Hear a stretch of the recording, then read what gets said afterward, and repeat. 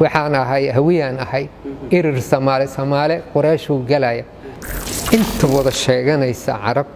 ma wada aha yani hal qof Arbeed intaas inuu wada dhalay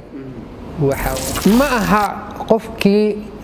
gabadha uu guursaday ilmihiisa kaliya kuma abtirsadaan inta la islaamiyay waxay ku abtirsadaan ninka islaamiyay carabka ah 20 jiil imisa carabnimo ku haraysa haddii 3 jiil oo noqday 25 75 uu noqday 40 jiil oo kale waa Soomaalida ku abtirsataa muxuu noqonayaa waxa way ever hakad ever intaas carabka noqonaysa hadaan biology xaga aan aado waa wax kale Professor Abdallah markii awowgayga tobnaad oo carab ahay anigu maxaan noqonayaa awowgaaga tobnaad hadduu carab ahaa waxaan waa caadi waay ninka diinta keenay ayaa lagu abtirsadaa marka hadda Soomaalida carabtu ku abtirsanaysa intooda badan yani dad Arbeed oo wadanka yimid oo diin faafinayay dadkii islaamiyeen ayaa ku abtirsanaya yani waa tolane ani ma dhihin macnaheedu maxaa waay tolka waa wax la tolay maxaa lagu jeedaa waxaan isla heer la isku dhajiyo waay waa maasantahay Professor Abdallah Mansour waxaan aadaynaa dhinaca dhaliyada dadka Soomaali iyo taariikhdooda waqtiguna aad uu nagu yahay waa isku soo koobaynaa maalmaha waxaa jirtay saameyn bulshada dhexdeeda ah oo qabaa'iladii Soomaalida inay sheegtaan inay qaarkood carab u dhasheen waliba si isdaba joog ay u sheeganayeen bal taariikhda dadka Soomaaliyeed qabaa'ilo kamid ma jiraan oo carabta ka yimid ama ummadaha kale ee Soomaalida ka baxsan ka yimid dhalasho ahaan arintan meel badan aan ka sheegay ma jeceli maartay inaan ku celceliyo tadaa u qaadan karo maartay inaan la dagaalamayo qabaa'ilka aan la dagaalamayo ma garatay laakiin si guud ahaan hadaan kaaga jawaabo يعني Soomaali waa dad isu yimid oo ah maartay dad xoolo dhaqato ah dad ugaarsata ah dad kaluumaysta ah dad beeraley ah isu yimid marka dadkan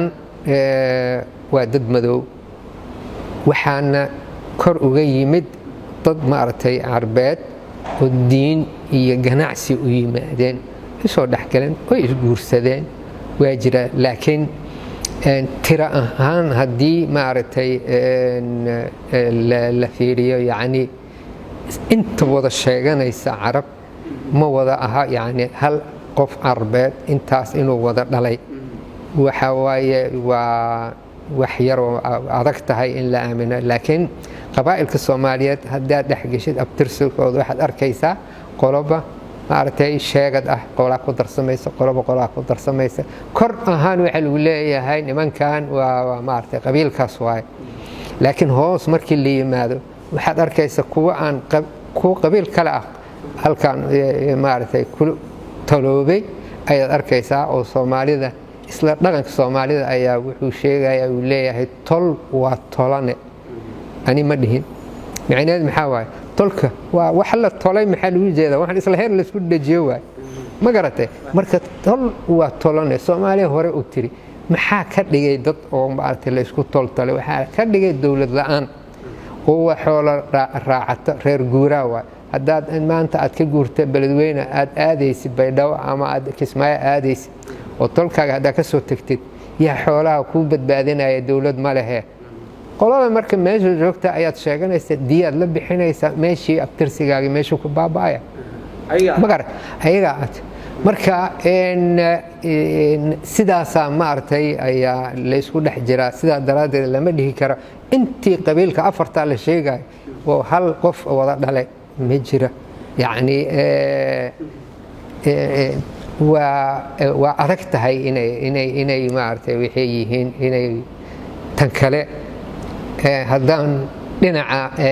biology-ga haddaan aadno nin Arbeed wuxuu guursaday Soomaali inay jirtay marka carabka imaanay Soomaaliya jirtay way carab haduu carab guursan la wada wada cadaan la af Carabi lagu hadlaa ma fahamta in madow Soomaali ayaa deganaa ab ogaalki markuu guursaday boqolkiiba konton chromosomeskiisa ama geneskiisii waxay noqonayaan carab boqolkii kontonna maxay noqonayaan Soomaali ilaan waa hooyadii iyo chromosomadooda waa isku mid waad ka warqabtaan Sooma marka wiilkii ka dhashay oo konton carab ah kontonna Soomaali ah markuu guursado carab ilaan ma joogta meesha nina yimid naaga lama imaanin ma garatay wuxuu guursanay gabar Soomaali uu guursanay gabadha uu guursay ilmihii uu ka dhalay boqolkii 75 geneskiisa waxay noqonayaan Soomaali noqonayaan 25 waxay noqonayaan carabay noqonayaan cunugaas jiilkii kale haddana haddii uu guursado ma sidii uu ahaanay maya marka 20 jiil imisa carabnimo ku haraysa haddii 3 jiil uu noqday boqolkii 25 75 uu noqday 40 jiil oo kale waa Soomaalida ku abtirsataa muxuu noqonayaa waxa waa ever hakad ever intaas carab ka noqonaysa haddaan biology xagga aan aado ma garatay haddii iska tahay maartay magaci nasab sheegashadii ah ma la hubaa waaya in intaasoo dhanna in odaga wada dhalay maya waagii waxa caado ahaan jirtay waxa keenay carabnimada waxa keenay waxa ahaan jirtay marka niman carbeed ay yimaadaan oo dad islaaminay Soomaalida abtirsi ma aqooni abtirsiga nimankan Semitic la yiraahdo carabti iyo yahuuda ayaa u dhaqan leh markii la islaamiya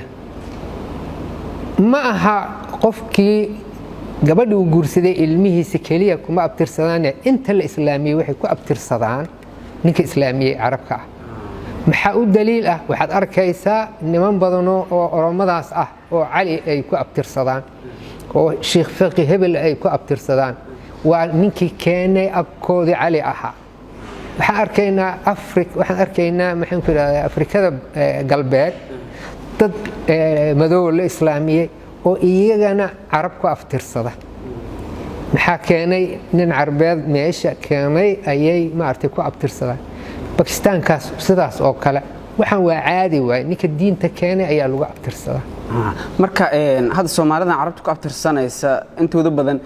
yaani dad carbeed oo wadanka yimid oo diin faafinayay dadkii islaamiyeen ayaa ku abtirsanaya yaani waa jirta dad inay yimaadeen oo carab ah oo dadka islaaminayeen waa yimaadeen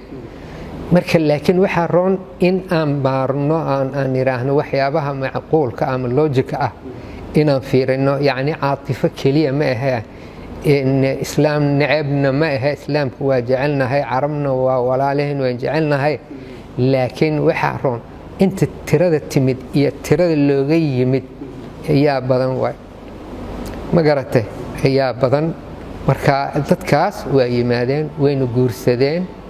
laakiin lama dhihi karo maartay Soomaalida oo dhan kulligooda carabay wada sheegtaan marka iska sheegashada sidaas ah waa wax kale Professor Abdallah markii awowgayga tobnaad oo carab ahay anigu maxaan noqonayaa awowgaaga tobnaad hadduu carab ahaa haddii la hubo hooyo Soomaali ay dhashay la hubo oo waxa waa nasabkaaga adii carab waa dhinacaas ayaa sheeganaysa laakiin ma la hubaa waaye inta qabiilkaas ah adiga waa la gartay inta qabiilkaas oo dhan awowgoodi inuu yahay ma la hubaa waa marka adiga aad leedahay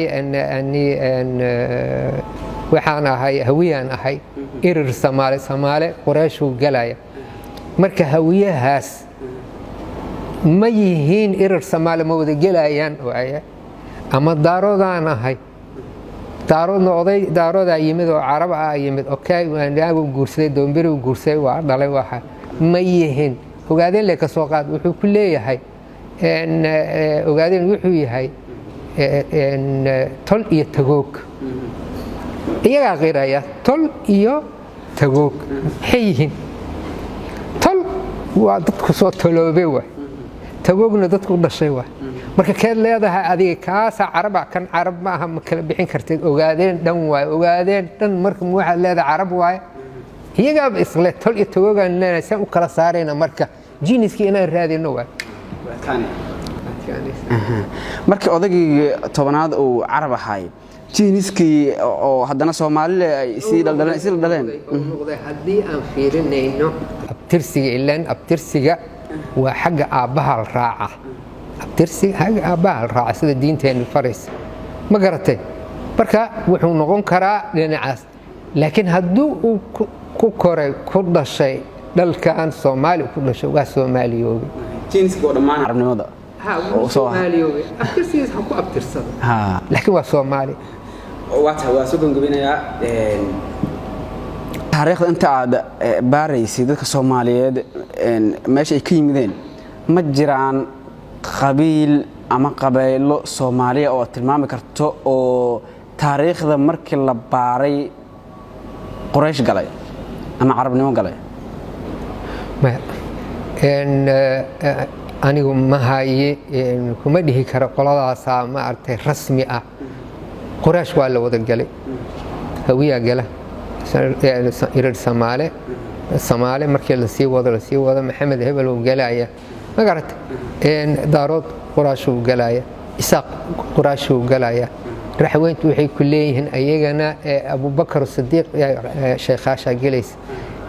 nimanka la yiraahdo raxweyn ayagana mid asxaabi kamid ah ayaa galaya kulli Quraysh ay galayaan kaas waa oral tradition way oo u baahan in jiniskooda la baaro haddii galayaan ay haddii kale ma wada galayaan waa mise qaara galaya seelu kala saari kara xujada waa taas ka farxi ehelkaaga asxaabtaada iyo qaraabadaada oo la soo deg abka dahabshiil si aad si fudud lacag ugu dirto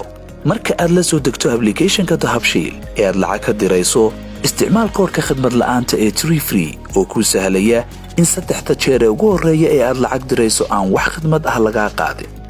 dahabshiil hawl fudaydiyahaaga maaliyadeed